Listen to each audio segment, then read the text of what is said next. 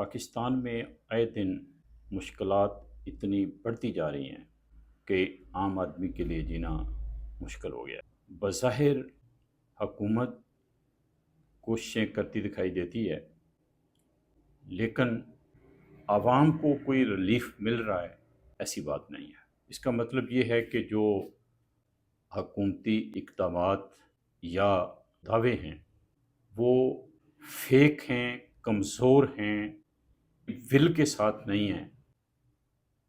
در حقیقت پاکستان جس mind set کے ساتھ بنایا گیا تھا، لیا گیا تھا، اور جس مائنڈ سیٹ کے ساتھ آج تک اسے چلایا گیا ہے اور چلایا جا رہا ہے، یہ ثابت ہو چکی ہے بات کہ اس مائنڈ سیٹ کے نتیجے میں کوئی بہتری نہیں آ سکتی۔ پاکستان مشکلات میں نہیں ہے، کیونکہ پاکستان کے جو ٹھیکیدار ہیں، جو پاکستان پہ قابض ہیں، وہ خوشحال ہیں۔ ان کے نزدیک پاکستان خوشحال ہے۔ عام آدمی مشکلات میں ہے۔ عام آدمی کی زندگی اجیرن ہو چکی ہے یہاں پہ۔ تو ان حالات میں یہ کہنا کہ موجودہ حکمرانوں سے کوئی اچھی امید رکھی جائے مشکل ہے، لیکن یہ بات میں ضرور کرنا چاہتا ہوں کہ وہ لوگ، عام لوگ جو اس حکومت سے مایوس ہیں یا مایوس ہو رہے ہیں، ان کے سامنے کوئی متبادل ہونا چاہیے۔ انہیں بتانا چاہیے کہ ان کے پاس متبادل کیا ہے۔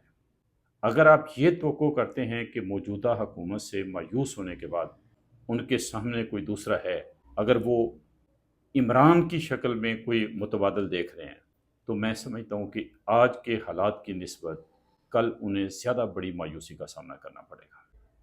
اس وقت جو حکومت ہے، حکومت پہ ایشوز کے لیے دباؤ ڈالیں، ایک ایک ایشو کے لیے۔ یہ جو حکومت تبدیل کر دیں، حکومت تبدیل کرنے والی بات، یہ سوچ اصلاح کی سوچ نہیں ہے، یہ مفاد کی سوچ ہے۔